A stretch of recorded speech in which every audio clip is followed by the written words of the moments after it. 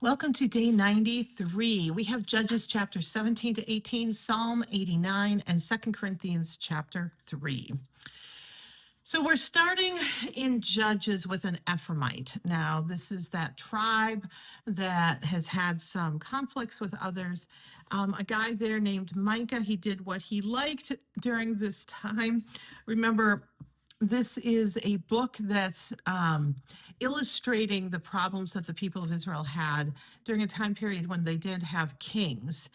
Now, the judges were important rulers. Many of them were good rulers, but the people writing it definitely were advocating for a system of kings to rule the people. Now, Micah made idols and he worshiped other gods.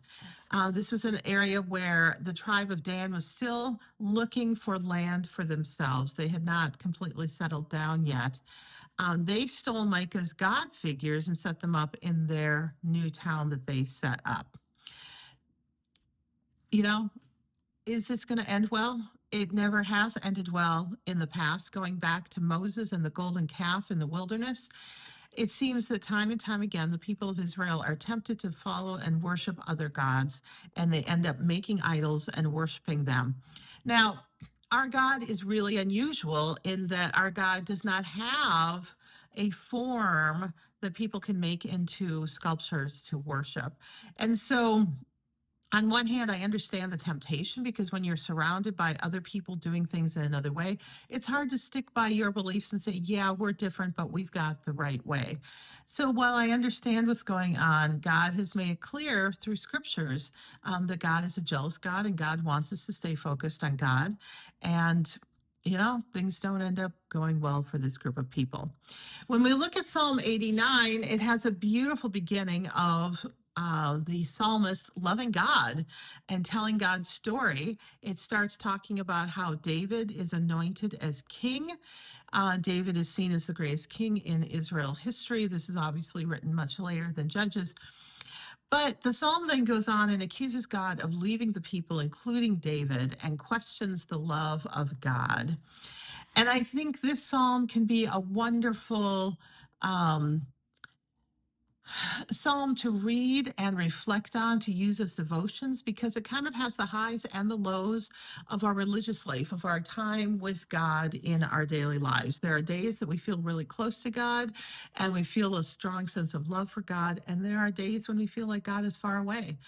And so this reminds us that we're not the only ones kind of going through the ups and downs of life and the ins and outs of our relationship with God.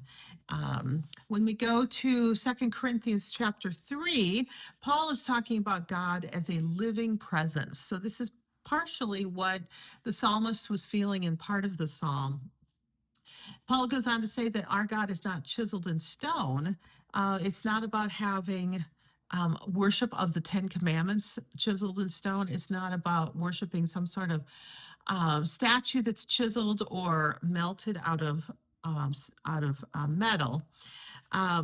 Paul starts talking about how we are free from a binding legalism through God's Spirit today. So Paul is really trying to show people that Jesus is really moving people beyond the legalism that the Jewish faith had developed since the time of Moses.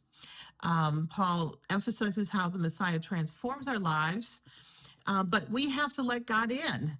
And I think the real question for us today is, do we embrace the light or do we cower in darkness? Do we hold on to the stuff that we fear? Is it limiting us in seeing the light that God is offering us? Do we take the time to accept the light that God is offering us? Do we allow ourselves to be changed, to change our minds, to change our behavior and our actions, to change how we feel about our neighbors and our enemies? There's a lot of change that God offers. And sometimes we ourselves are the barrier to the change, bringing a positive outcome for the world. So I think that's a thing that we have to think about today as we go through the choices we make in our day and consider where God is trying to change us so that we can be a change agent in the world. You can sit with that for today, and we'll see you tomorrow.